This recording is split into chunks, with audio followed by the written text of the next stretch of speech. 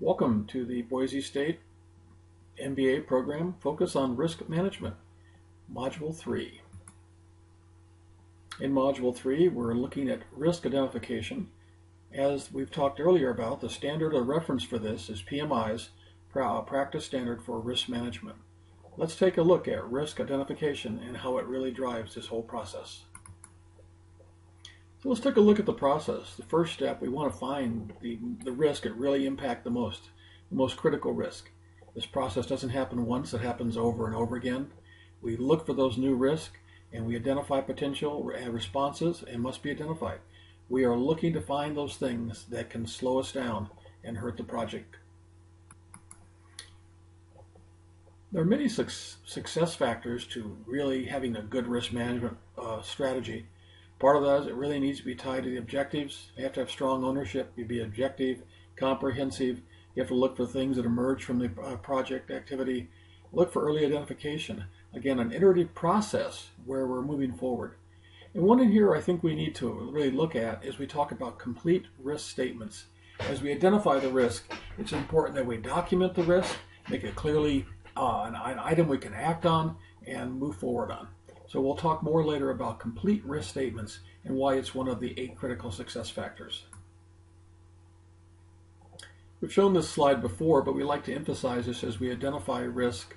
Make sure we look not just in the past, not just the present, but also the future. So all 3 areas, as we use all the tools of risk management, we need to balance this three-headed look at the risk in the project.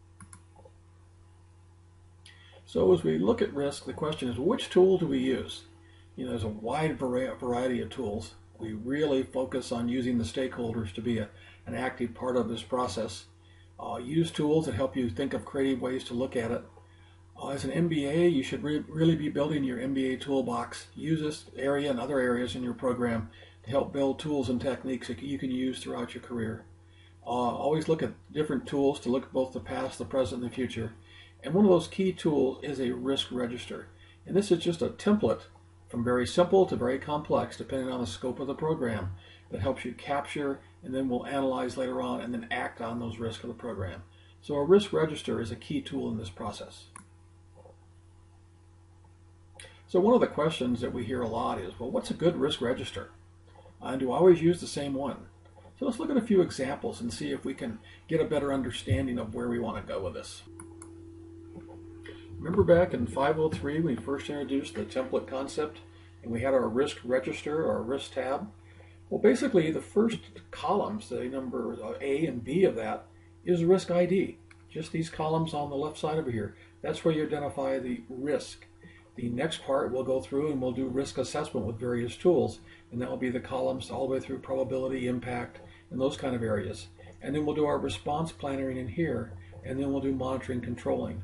What you can see by this very simple risk tool, risk register, is it captures all the areas throughout your risk planning process. So what we're talking about in this step, in this video, is just first of all capturing the risk IDs, and we call it, give them an ID number. Then we'll go through and we'll update them, and then we'll assess them, we'll plan a response, and we'll monitor and control. Now let's take a look at the industry example we posted. This is again from a utility company that gave us as part of a PNI seminar. And if you look at the left columns where item and risk, that's what they're doing in those columns over to A, B, C, and D, where they're identifying the risk. I encourage you to spend a few minutes and wander through this Excel file and see how people are going, other companies are doing this kind of advanced technology. And it's really a complicated tool, but for the projects they manage, this is their standard tool. Every project in the utility company is using the standard risk management plan they developed, which you reviewed in the last module, and every project in the company is reporting risk the same way. This gives them a tactical advantage to understand the process, manage the process, and have consistent information from all their project managers, and hopefully, and I think they do, reduce the risk on their projects and meet their goals. So one of the things, if we look at all the risk registers, what are the good key points for risk register? There are many. And we use this slide in seminars and training to help companies look at their process, understand where they're going, and what we find is a great deal of commonality. So one of the things we recommend as a good business practice is develop common tools, have people trained on those tools, you have your stakeholders understand those tools, and this helps both the risk process and the communication process. So again, it's a lot of planning process in your companies you'll work with, but developing standard tools and methods and processes is a good management step. No matter which type of risk register you use, the key things are enter your data, make sure it's current, revision control so you can maintain copies as you go through, make it a working tool, not a static tool. Schedule your updates on a weekly or whatever time frame that works best for your company. Share with your team and use this as a working tool as you manage the risk on your projects.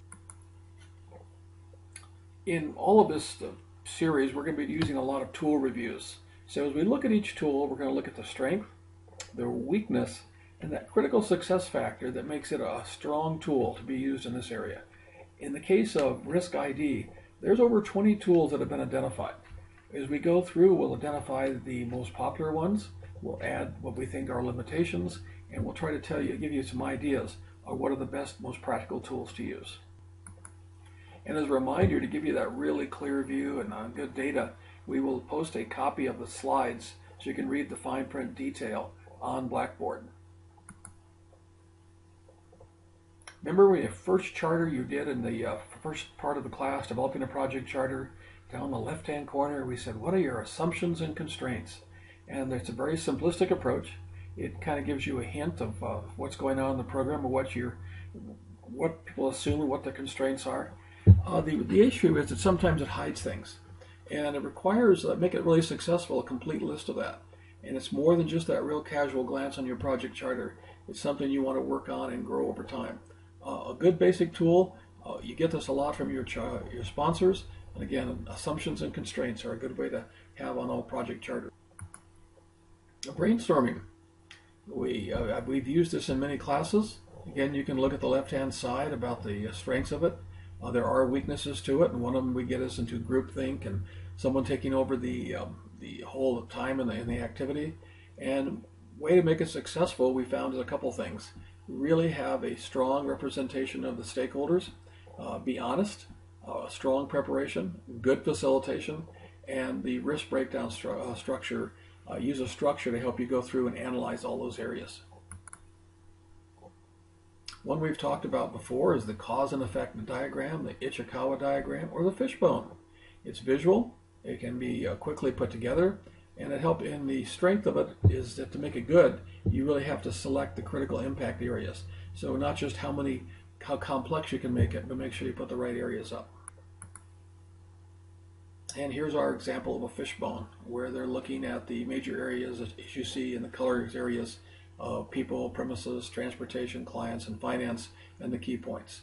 So it's a good tool to use. I encourage you to use it. I think we have introduced it in the program, but you'll find this a very powerful tool as you do your internships and as you go into your...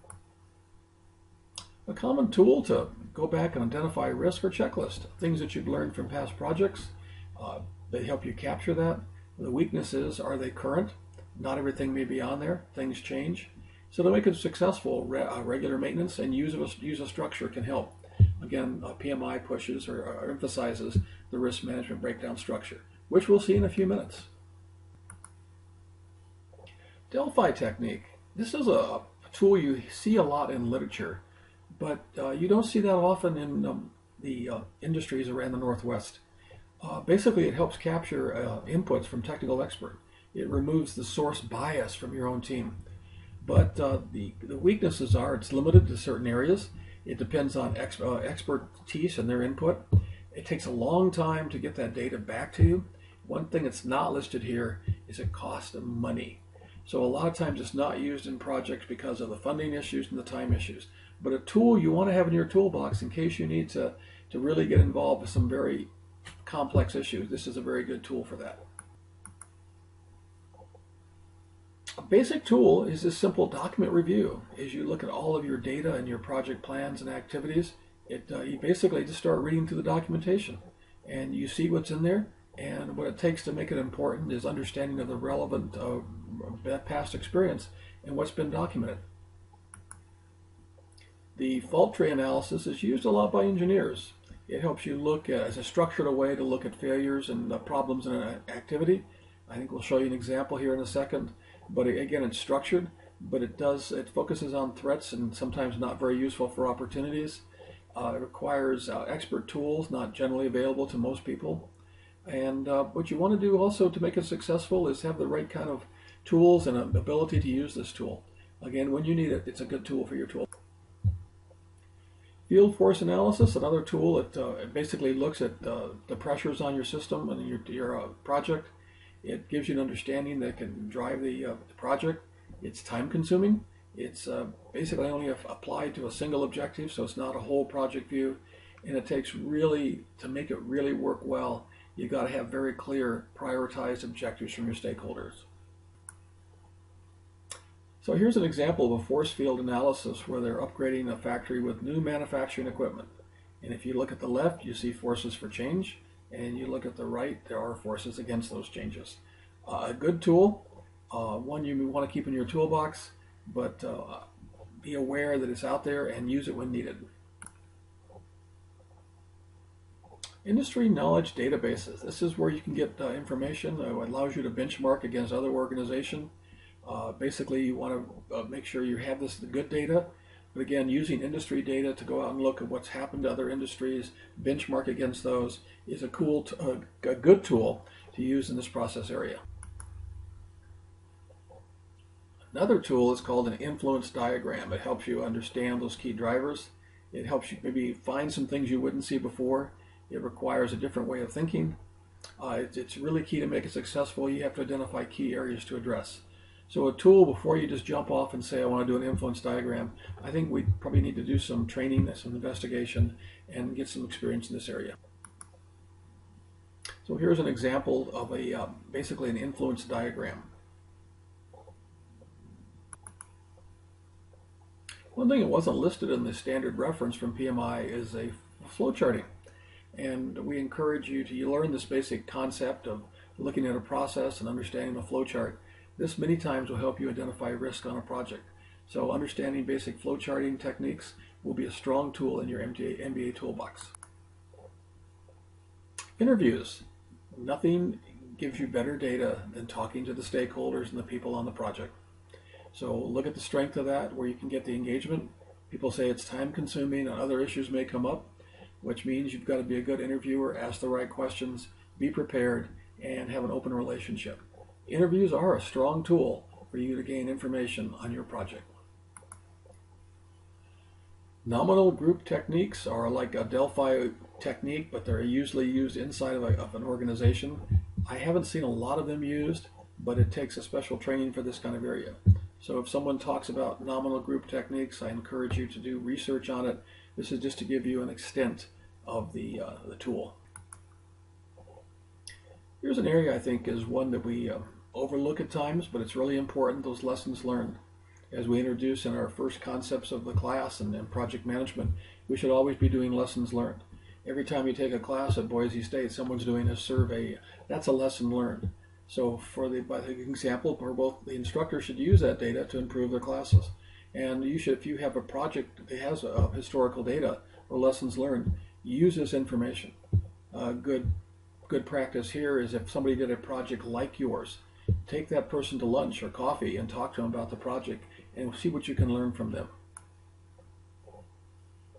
Prompt lists are basically little checklists that comes from certain areas. One of them examples is I have a friend who's a lawyer at Micron who deals with real estate investments. He's got a whole prompt list of questions he goes through, something like a checklist, but make sure that they're focused on his one key area. And it's a good way for him to understand and make sure we've got all the points covered in the contract to help not only the project but the company to keep them out of legal issues. Another way to get information on or identify risk is a questionnaire, and you encourage good thinking on that area. But the critical success factors, they have to be clear and clear questions. And basically, the detailed briefing of respondents is sometimes very critical. So questionnaires can be good, but make sure you understand that it will take an investment of time and time to understand the data. But again, a good tool you can use to identify risk. Well, here we are at the risk breakdown structure, the RBS. This is the one tool in the PMI framework that has no weaknesses from PMI. And it offers you a framework to look at other risk and those kind of activities. It encourages a coverage of all risk, and it tests for blind spots or admissions. But what it requires in the right over here for critical success factors, a comprehensive risk breakdown structure tailored to that program. So that's where you have to work on that kind of activity. Here's an example from our slide set of a risk breakdown structure, and you can see how complex it is. I'm sorry that's it's kind of grainy, but you can see how it breaks down something like a work breakdown structure or an organization structure. Remember our industry example, the risk register from the utility company? One of the tabs in that workbook is actually driven by the data that you put in the risk register. If you select a project or a risk that is a high risk area, it will show up on this heat map. Again, the wonders of Excel macros that make this work. This is a risk breakdown structure. And if you look at this from the industry example we give you, you can see the areas across the top. You can see all the areas. Again, this is a focused activity where they've gone through and really identified those risk breakdown for their projects. And it's driven by their standard process of risk collection as collected in the risk register, as maintained on a schedule for this utility company. Another tool is called root cause analysis. And basically, it's like getting down to the root cause of the problem. A lot of times, one of the best concepts here is ask why 5 times. So make sure you identify what the root cause problem is, not just the first issue. A good tool to use, and again, the best way to learn this is when you see a problem, ask why it happened, but ask it 5 times, and you'll get close to the root cause. Remember when we did our SWOT analysis? Basically, SWOT comes back to look at the project. You're looking at the strengths, the weaknesses, opportunities, and threats. Again, the tool is a good tool, but make sure it takes good facilitation and good data. Again, a tool you can use in your MBA toolbox. Here we are, another specialized tool called System Dynamics. It's used a lot in engineering programs where you model the risk on a project. It's again a good tool. If you hear about it and it's required in your company, I encourage you to do some research on it, and if needed, try to get some training on it. Here's a tool that we can all use, and it's basically called reviewing your work breakdown system or your structure. So as we go back to our project management files, we look at all the data in the work breakdown and all those tasks. You can go back and look at them, and basically inspection for that helps inspection helps you look at those risks. See the areas where you think you have the most risk. What's required is a good DBS, a good work breakdown structure. Another tool we'll now do next is we'll do some PERT analysis. Remember that from our early days with the templates? One reason why we introduced the PERT estimating concept to you in our first class was we wanted you to understand the probability of an activity. So you again remember the formula of the pessimistic, the realistic, and the optimistic, and you divide by the formula to get 6 to get the 3 points. Then you also get a standard deviation. So as you're doing your WBS review, what you're going to find is those areas that have the widest standard deviation may have the highest risk. This is a good tool and technique to do a work breakdown structure review. Another key concept, when you do your PERT estimate, remember the mean is the high point of the curve, and when you're looking for 1 standard deviation, you basically have 84% probability. So if I was to do a project that had a 10-day mean and a 2-day standard deviation, which would give me 12 days, I could say to my sponsors, by the 12th day, based on the data we have an 84% chance of having this task complete. That was a lot of stuff. This was one of the larger areas or larger modules of our training. But again, we want to make sure you understand the concept. You've seen some industry examples. You see the value of a risk register. We've walked through a variety of tools. Hopefully we've highlighted those key tools that help you look at the marketplace and make your project more successful. So good work.